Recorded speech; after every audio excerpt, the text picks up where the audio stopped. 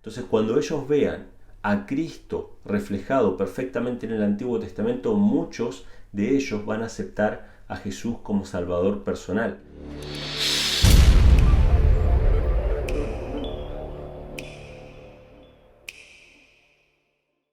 ¿Qué tal amigos? ¿Cómo están? Bienvenidos a un nuevo video. Como ustedes pueden ver en el título, hoy vamos a hablar acerca de Elena G. de White y los judíos y quisiera hacer una pequeña introducción sobre este tema, ya que últimamente se ha desfigurado un poco el significado de la palabra antisemitismo y se ha aplicado a muchas cosas que en realidad no lo son.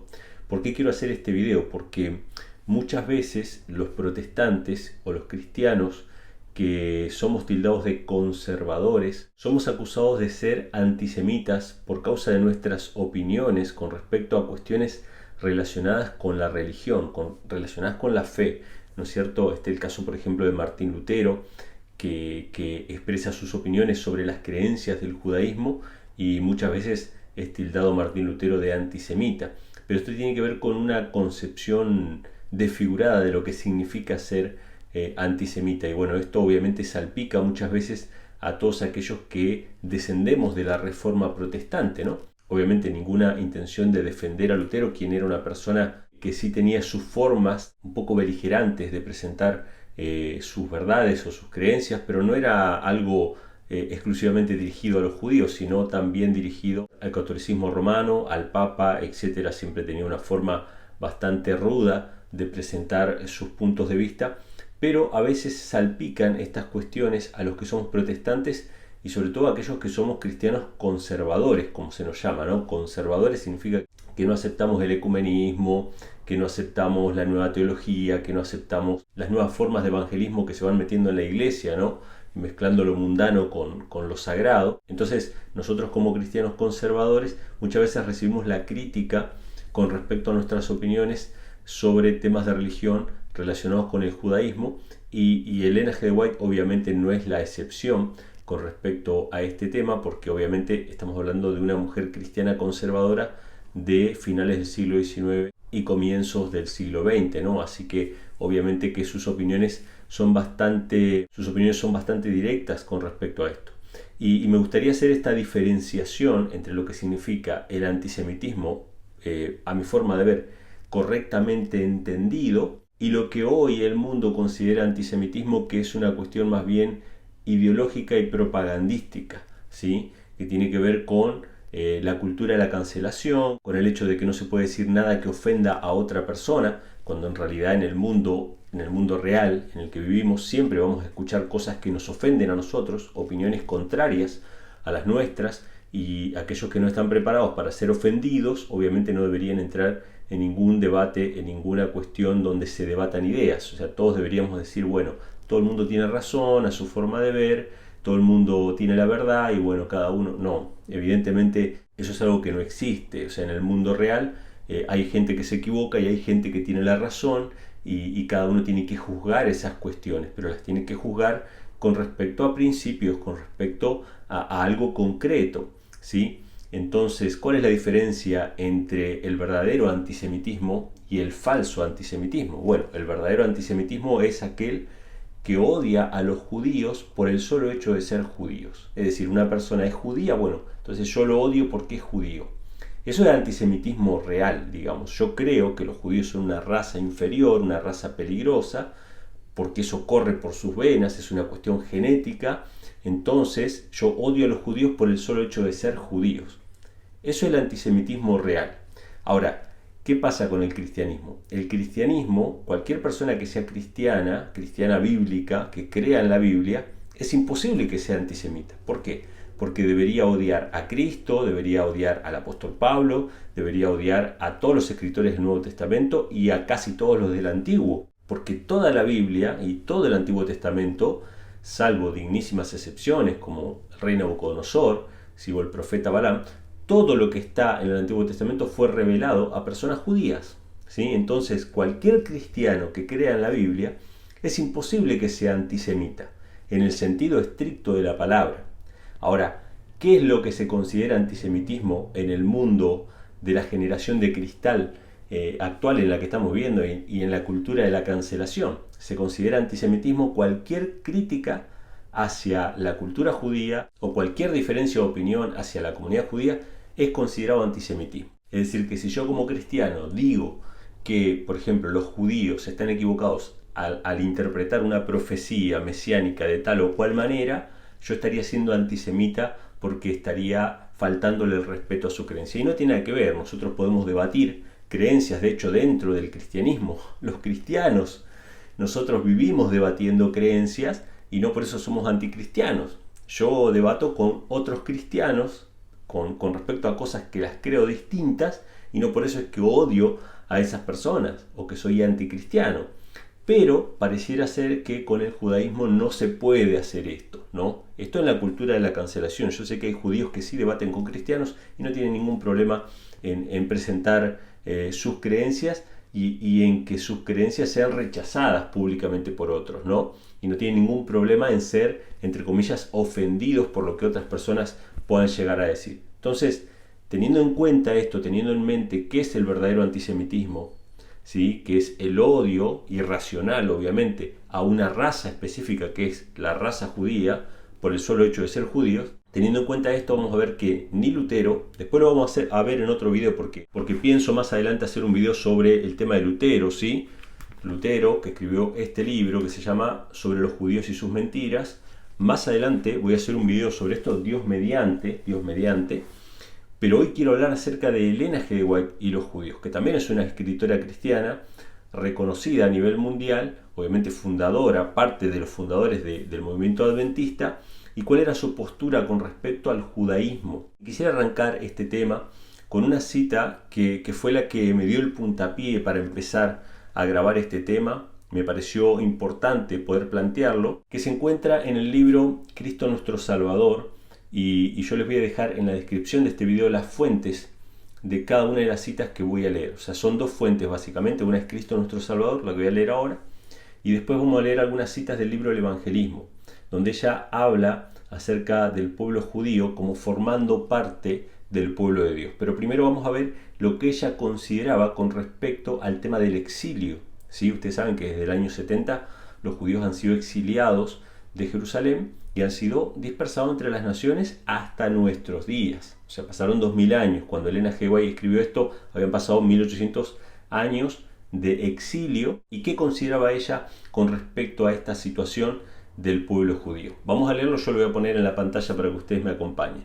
Esto está en Cristo nuestro Salvador y dice así: Cuando Pilato se declaró inocente de la sangre de Cristo, Caifás respondió en tono de desafío: recaiga su sangre sobre nosotros y sobre nuestros hijos.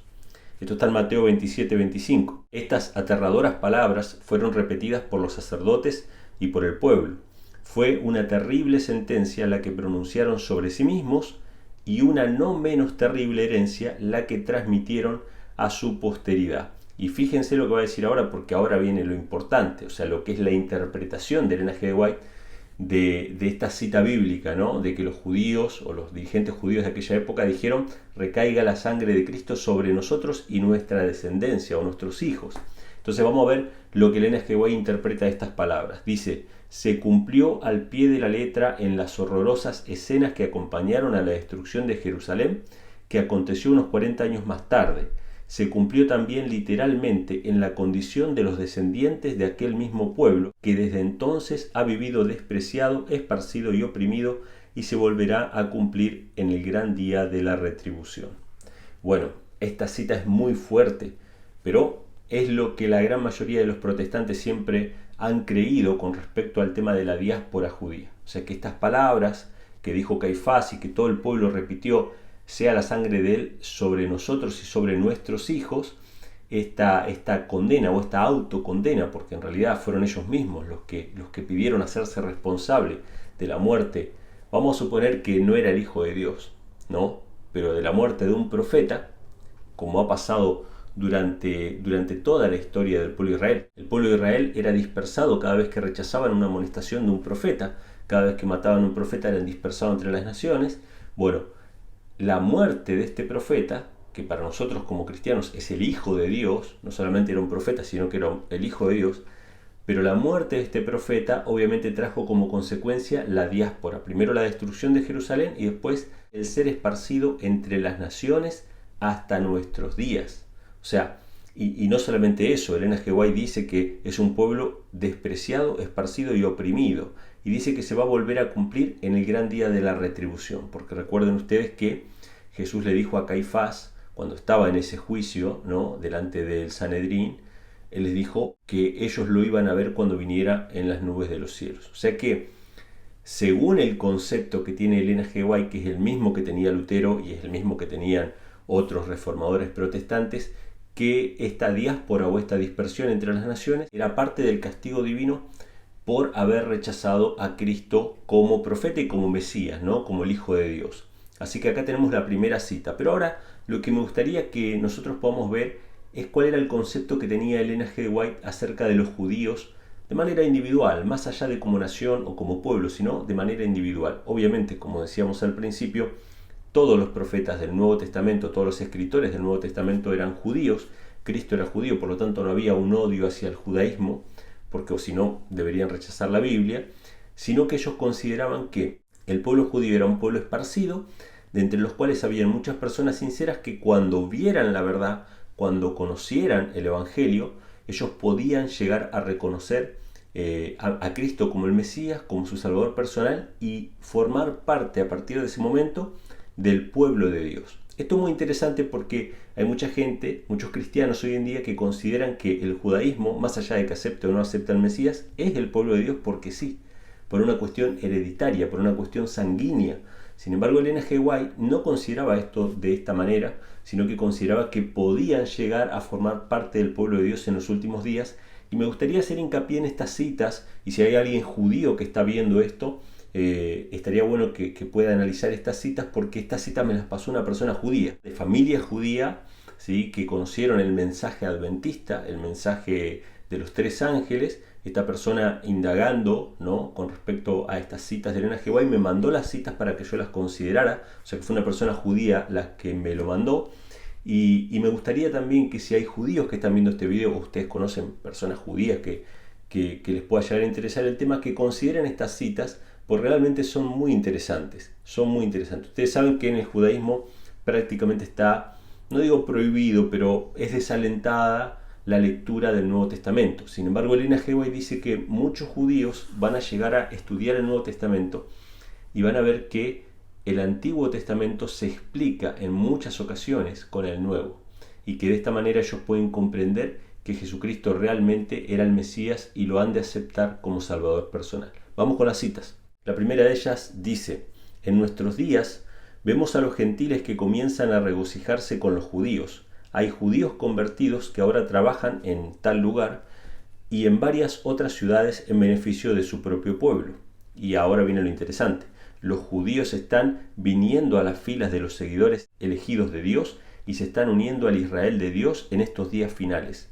Así es como algunos de los judíos, una vez más, volverán a formar parte del pueblo de Dios, y la bendición de Dios se derramará abundantemente sobre ellos si es que se ubican en la posición de gozo señalada en la siguiente declaración bíblica: alegraos gentiles con su pueblo.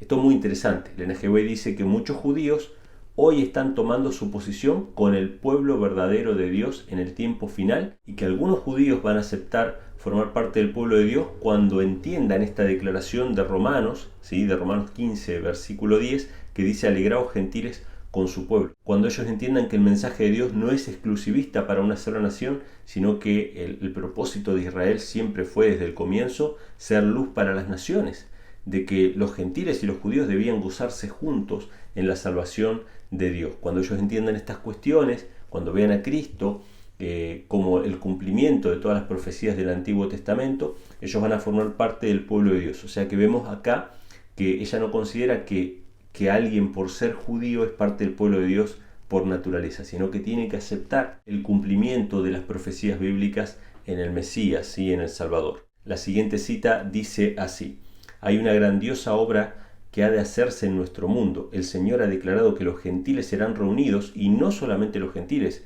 sino también los judíos. Hay entre los judíos muchas personas que serán convertidas y por medio de las cuales veremos cómo la salvación de Dios avanzará como una lámpara que arde. Hay judíos por todas partes y a ellos ha de serles llevada la luz de la verdad presente. Y ahora viene lo interesante. Hay entre ellos muchos que vendrán a la luz y que proclamarán la inmutabilidad de la ley de Dios con maravilloso poder. El Señor Dios obrará, Él hará cosas maravillosas en justicia. Bueno, nuevamente Elena G. White dice que hay muchos judíos que van a aceptar el mensaje de salvación, se van a unir al pueblo de Dios y van a estar proclamando de manera poderosa la inmutabilidad de la ley de Dios, ¿sí?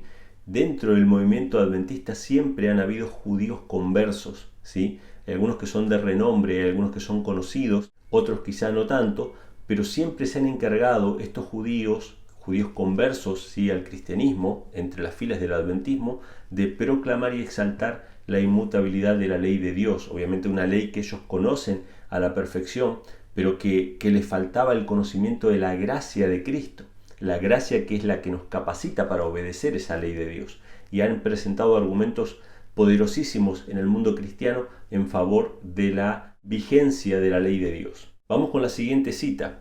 Esta es una carta y dice así: me ha resultado extraño el que hubiera tan pocas personas que sintieran la preocupación de trabajar entre los judíos, que se hayan esparcido en tantos países. Cristo estará con vosotros al luchar para esforzar vuestras facultades perceptivas a fin de contemplar más claramente al Cordero de Dios que quita el pecado del mundo. Ahora viene lo bueno. Las adormecidas facultades de los judíos han de ser despertadas. Los textos del Antiguo Testamento, combinándose con los del Nuevo, serán para ellos como el amanecer de una nueva creación o como la resurrección del alma. La memoria será despertada cuando se vea a Cristo descrito en las páginas del Antiguo Testamento. Se salvarán almas de la nación judía, mientras las puertas del Nuevo Testamento sean abiertas con la llave del Antiguo Testamento. Cristo será reconocido como el Salvador del mundo al verse cuán claramente el Nuevo Testamento explica el Antiguo. Muchos de los judíos recibirán por la fe a Cristo como su Redentor. Qué interesante esto, ¿no? Elena G. White alienta al pueblo adventista a trabajar por los judíos, presentando el Antiguo Testamento en combinación con el Nuevo, para que ellos puedan entender que todos los cumplimientos de las profecías del Antiguo Testamento se pueden ver claramente en el Nuevo, y que Cristo cumplió perfectamente todo lo que se anunciaba acerca de él. Una de las profecías más conocidas por los adventistas es la profecía de las 70 semanas. Esta profecía marca claramente el momento de la venida del Mesías, y esto obviamente fue justamente antes de la destrucción del templo, ¿sí? 40 años antes de la destrucción del templo, Jesús tuvo su ministerio público, y ellos saben perfectamente que las profecías de las 70 semanas se utilizan con el principio día por año, y que llegan hasta esa época, ¿sí? Hasta la época del Mesías. Ellos saben perfectamente esto. Cuando ellos vean estas profecías combinadas con las palabras del Nuevo Testamento, cuando ellos vean Isaías 53, ¿sí?, que habla acerca de los padecimientos del Mesías, de cómo Cristo fue crucificado, ¿sí?, de cómo fue tratado como herido por Dios y abatido. Cuando vean las profecías del Salmo 22, donde se habla de que repartieron entre sí mis vestidos y sobre mis ropas echaron suertes, horadaron mis manos y mis pies, contar puedo todos mis huesos. Todas esas profecías del Antiguo Testamento describen prácticamente lo que sucedió en los evangelios, en la muerte, ¿sí?, en la crucifixión de Cristo.